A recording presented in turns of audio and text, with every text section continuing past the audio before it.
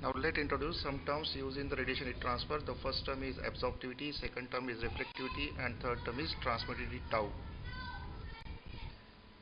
The radiation energy incident on a surface per unit area per unit time is called as irradiation and is represented by G. So the incident energy on a surface per unit area per unit time is called as irradiation. This is the energy, so this one is joule divided by area and is divided by time, that is second. So this one is watts per meter square. Some part of this energy is get reflected, some of it is get absorbed, and some of it get transmitted. So amount of energy reflected is QR, amount of energy absorbed is QA, and amount of energy transmitted equals to QT. By law of conservation of energy, incident radiation must equals to the sum of these three. So we have Q equals to QA, that is amount of energy absorbed plus amount of energy reflected plus amount of energy transmitted. If we divide both sides by Q, we get Q by Q is equals to QA by Q plus QR by Q plus QT by Q. Q by Q is 1. So this sum is always equals to unity. Alpha is called absorptivity and is the fraction of irradiation energy absorbed by the surfaces. So alpha is the fraction of irradiation absorbed by the surfaces, or is also defined as the alpha equals to QA divided by Q. Energy absorbed divided by energy falling on this one, that equals to G. So this is same as your Q quantity. So alpha is defined as amount of energy absorbed to the incident radiation, and this value is always equals to between 0 less than equals to alpha less than equals to 1. For perfect black body, alpha equals to 1. Rho is called as reflectivity, the fraction of irradiation reflected by surface, or rho is also defined as amount of energy reflected divided by incident radiation. So rho is defined as reflected radiation divided by incident radiation, and the value of rho is also from 0 to 1.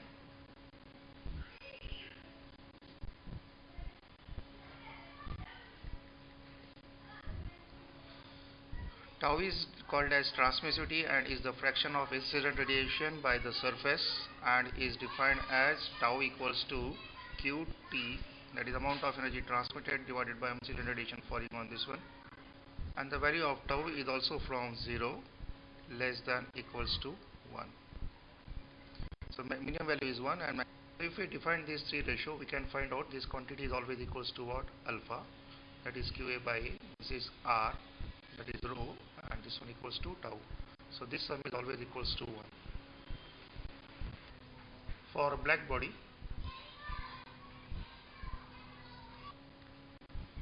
alpha is always equals to 1. It means that rho is equals to 0 and tau is also equals to 0. For perfectly white body, we have tau rho equals to 1. It means that alpha is equals to 0 and tau equals to 0. Indicates that no amount of energy is get absorbed or get transmitted. And in case of transparent body, our value of tau equals to 1. That whole amount of energy falling on this one will be get transmitted. In that case, is equals to 0, and value of rho is also equals to 0. For opaque surfaces, the value of tau is equals to 0. It means that we have alpha plus rho is always equals to 1. Fine. Now let's define the emissive power. Emissive power based on the wavelength, that is called as spectral emissive power.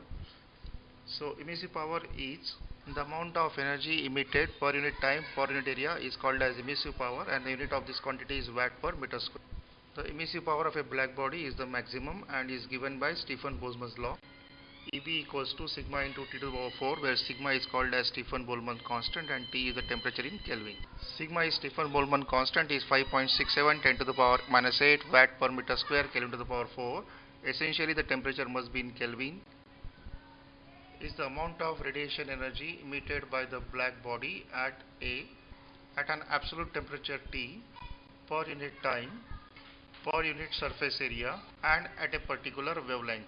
This one is also called as Planck's law of spectral emissive power distribution, and is given by EB lambda equal to lambda to the power minus 5 multiplied by C1, which is a constant, divided by e to the power c2 by lambda t, and whole thing is subtracted, 1 is subtracted from the denominator.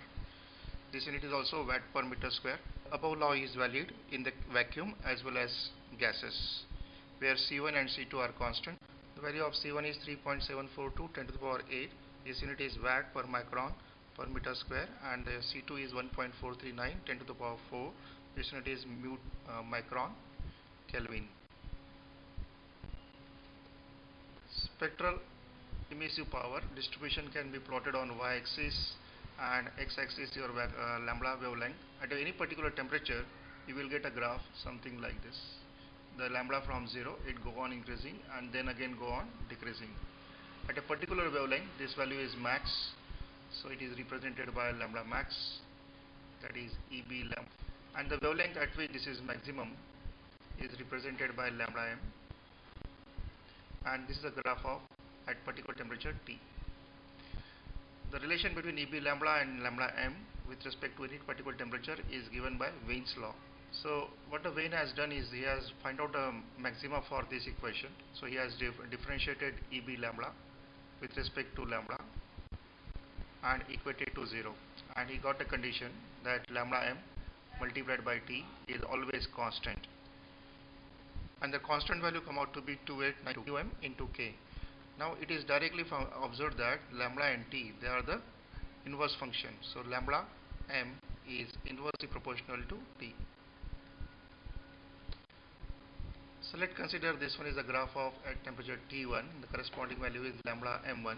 As the lambda m2 will going to be decreased, so then the corresponding value of T2 will also go on decreasing.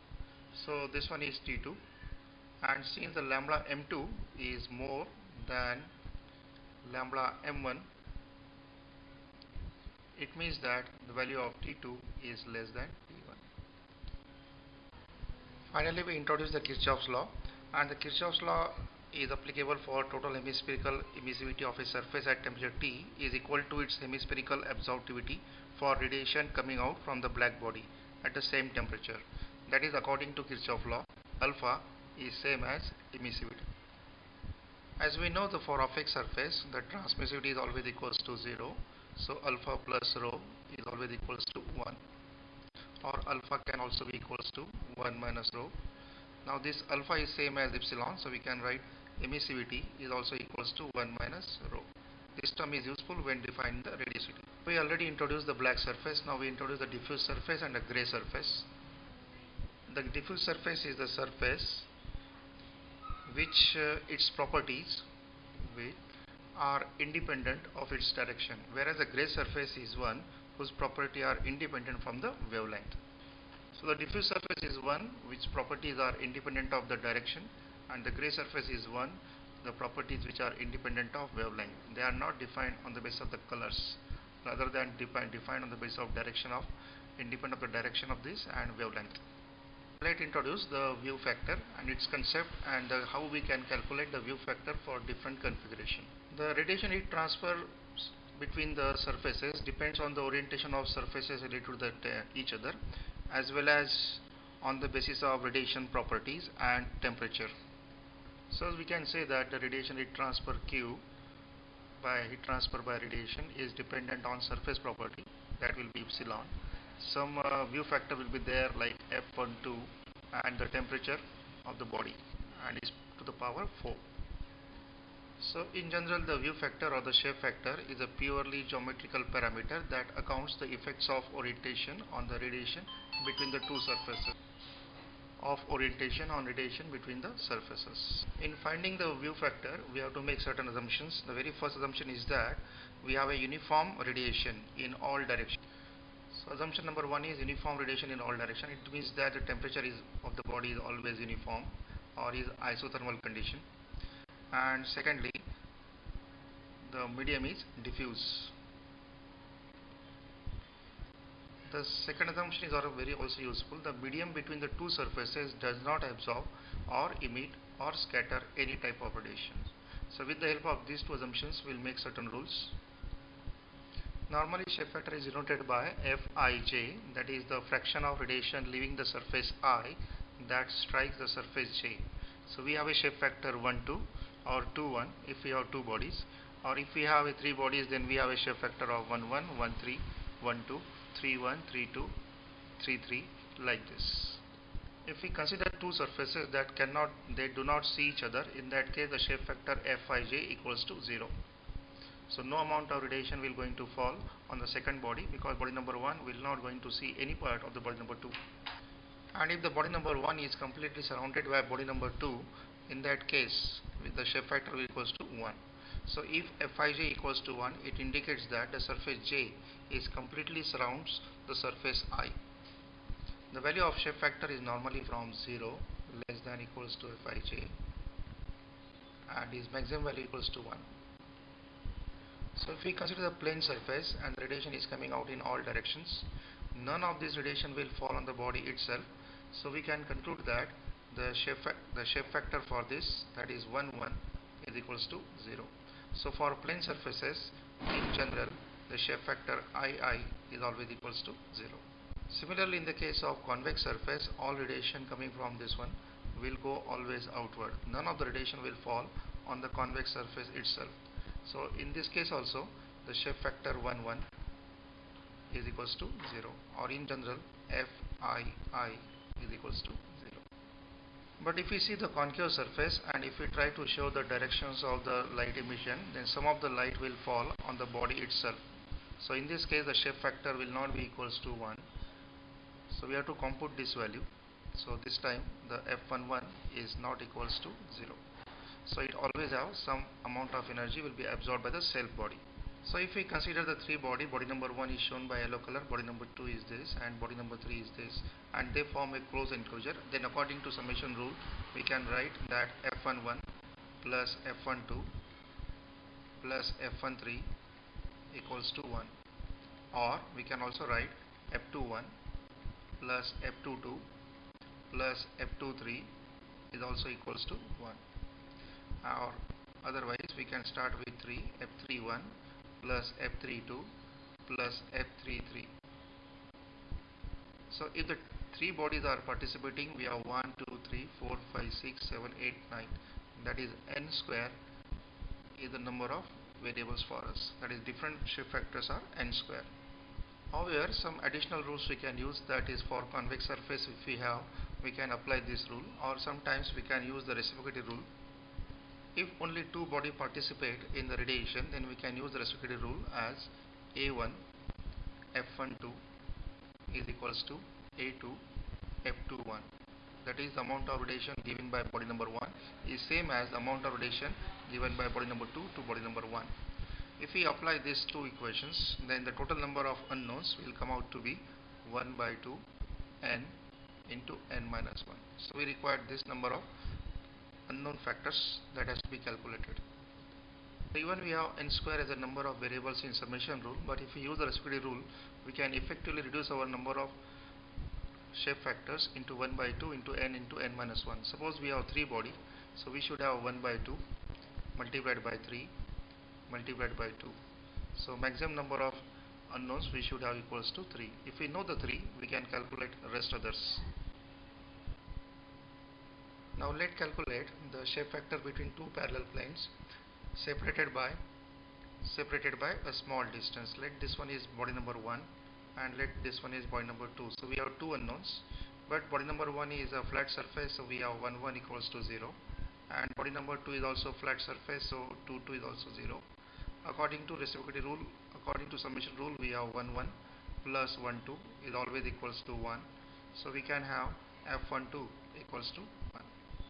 Similarly, for second symmetric rule, we can write F21 plus F22 is also equals to 1, but F22 is 0, so we can write F21 is equals to 1. Let's consider two cylinder, the inner cylinder and the outer cylinder, and the radiation taking place within this place. So we have the area A1 of the inner cylinder is 2 pi R1L, and A2 is 2 pi R2L, where R is the radius and L is the length. As you see from this one, the convex surface, the body number 1 is convex surface, so we have 1 1 is equals to 0. So we can apply the reciprocity rule as 1 1 plus 1 2 equals to 1. but 1 1 is 0, so we have f12 equals to 1.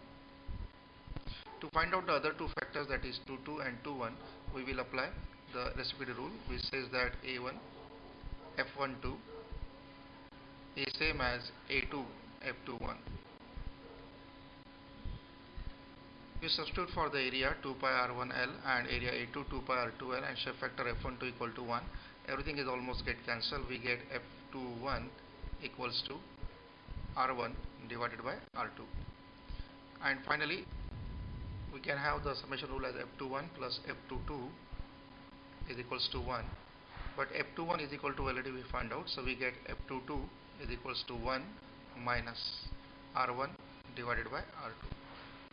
So we can find out all shape factors for two cylinder also. Now instead of two cylinders, if we consider two sphere, that is sphere number 1 and sphere number 2, then we have area equals to 4 pi r1 square and a2 equals to 4 pi r2 square. And as usual, the body number 1 is convex surface, so 1 1 is 0. So applying reciprocity rule, we get f12 equals to 1. Now we'll apply the reciprocity rule, which is of f1 a1 f12 equal to a2 f21, and we'll substitute for this area 4 pi r1 square and here also 4 pi r2 square. Then shape factor 1 2 is 1, so we can get f1 f2 f21 equals to r1 by r2 whole square. And finally, to find out 2 2, we'll apply again the summation rule, and from this we can get f22 is equals to 1 minus r1 by r2 square. Now let's consider the case of a sphere of diameter d inside a cubical box of side L. In this case, the sphere has area A1 equals to 4 pi r square is same as pi d square, and the area A2 of a cube equals to 6 times side square, that is 6L square. But L is equal to d, so we have 6 times d square. It is known that the body number 1 is a convex, so we have f11 equals to 0. So if we apply again the summation rule, we will get 1 1 plus 1 2 equals to 1. But 1 1 is 0, so we get f12 equals to 1. Now we apply the reciprocity rule, that equals to a1 f12 equals to a2 f21. And if we substitute the area, that equals to pi d square. For a1 f12 is 1, a2 is 6 times d square, and f21 we want to find out. So we get pi d square is cancelled, and we get f21 equals to pi by 6. To find out the f22, we will apply the equation of summation rule, that is f21 plus f22 equals to 1. So we get f22 equals to 1 minus pi by 6. Let's consider another problem here. A diagonal portion, a partition with a square duct. Let's have a diagonal as a cross section of A by A, and the length perpendicular to this is equals to L. So let's construct here a diagonal, and let's call this diagonal equals to A1 area, this equals to A2, and this equals to L, A3. So A1, so this dimension is A and this dimension is A, so diagonal will be equal to of length equals to root 2 times A, and the length is L, so area of A1 will be equals to A1 equals to root 2 times A multiplied by L, A2 equals to A multiplied by L, and A3 equal to A multiplied by L. The three shape factors of 1, 2 and 3 will be equals to 0. 1 1 is 0, 1 2 2 2 is 0, and 3 3 is also 0. Now the surface 1 and 2, they make an angle of 45, and surface 1 and 3 also make an angle of 45. So we can apply the symmetry rule, that is f12 is same as 1 3. And finally we apply the summation rule, which says that f12 f11 plus f12 plus f13 equals to 1. f11 is 0 and f12 is same as f13,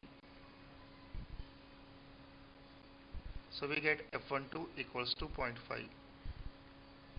and is same value for f13 also.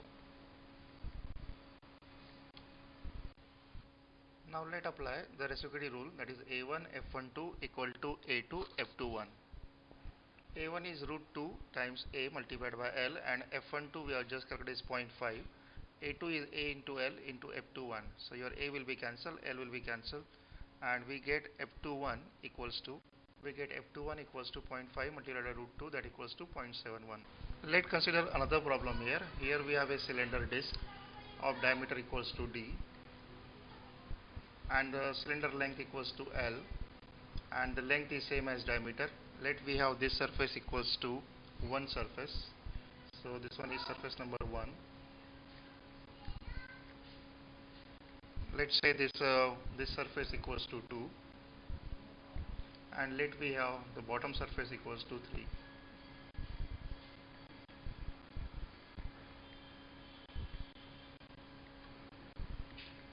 And let's assume that we know the shape factor F13 equals to 0.17, and we wish to calculate shape factor F21. The area A1 is the circular section is pi by 4 d square, and same is the area for A3. The area A2 can be obtained by circumference multiplied by length L, so that equals to pi dl, but L is same as D, so the A2 equals to pi d square. Due to the flat surface, F11 is equal to 0 and F33 is also equals to 0. By summation rule, we have F11 plus F12 plus F13 equal to 1, but F11 is 0, F12 we don't know, and F13 is 0.17. So we can obtain the value of F12 as 0.83.